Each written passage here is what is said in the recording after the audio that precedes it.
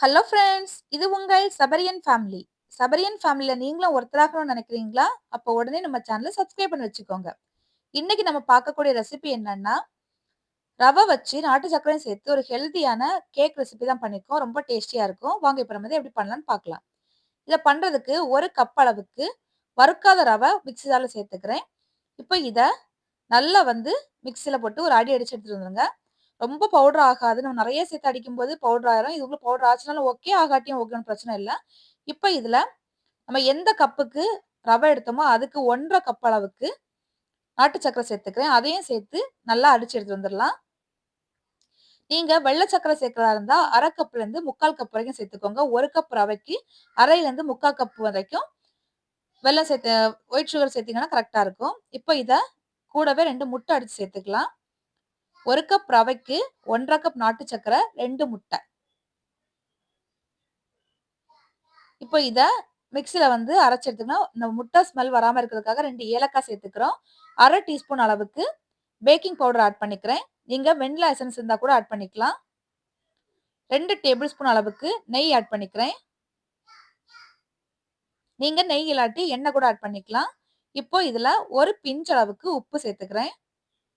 இப்போ இது எல்லாத்தையுமே மிக்ஸில நல்லா வந்து அரைச்சு எடுத்துட்டு வந்துரலாம். பாருங்க அரைச்சாச்சு.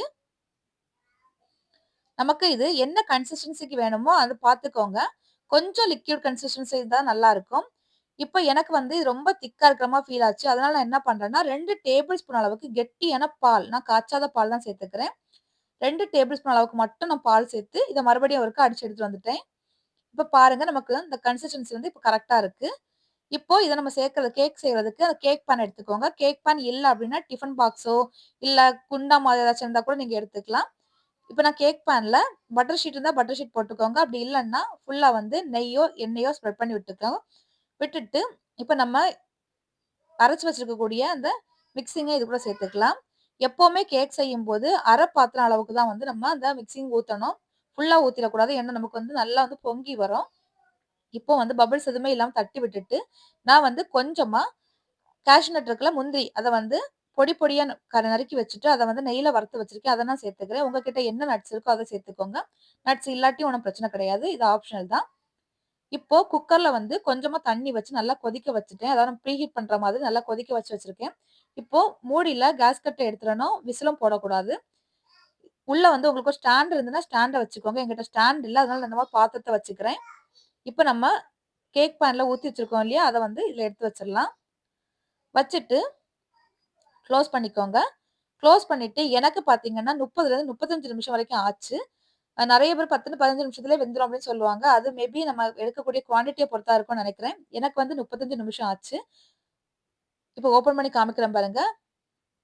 இப்ப நமக்கு நல்லா வந்து உப்பி வந்திருக்கு மேல.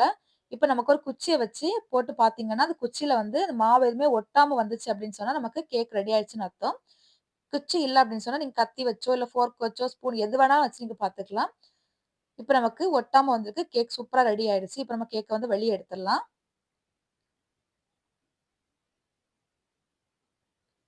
இப்ப இது ஆறட்டும். ஆறுனதுக்கு அப்புறமா நம்ம எடுத்துக்கலாம். எனக்கு பார்த்தீங்கன்னா, நல்லா ஆறிடுச்சு இப்பவே. ஆ ஒரு நமக்கு சைட்லலாம் கை வச்சு இந்த மாரி இளக்கி விடும்போது நல்லா இளகி வந்துருச்சு. அப்படியே கவுத்துட்டு எடுக்கும்போது கையில அப்படியே வந்து கேக் விழுந்துருச்சு. ரொம்பவும் சாஃப்ட்டா இருந்துச்சு கேக்கு. இவ்வளவுதான் அந்த கேக் வந்து சூப்பரா ரெடி ஆயிடுச்சு. கட் பண்ணி காமிக்கிறேன் பாருங்க இப்போ.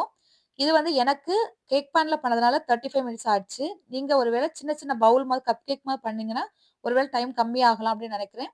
அந்த குவான்டிட்டிய பொறுத்து நம்ம அந்த அந்த ஃப்ளேம் வந்து எந்த அளவுக்கு வச்சிருக்கோமோ, அதுக்கேத்த மாதிரி அந்த டைம் வந்து டிஃபரெண்ட் ஆகும். நீங்க வந்து ஒண்ணும் பிரச்சனை கிடையாது. வச்சுட்டு லைட்டா ஒரு குச்சிய வச்சு பார்த்தீங்கன்னு சொன்னா, நமக்கு வெந்திருக்கா வேகலையான்னு தெரிஞ்சிரும். அவ்வளவுதான். நமக்கு எப்ப வெந்திருக்கோ அப்ப எடுத்துக்க வேண்டியது தான். வேற எந்த பெரிய விஷயமும் கிடையாது. சூப்பரா சாஃப்ட்டா இருக்கு. டேஸ்டியா இருக்கு. கண்டிப்பா நீங்களும் இத மாரி ட்ரை பண்ணி பாருங்க.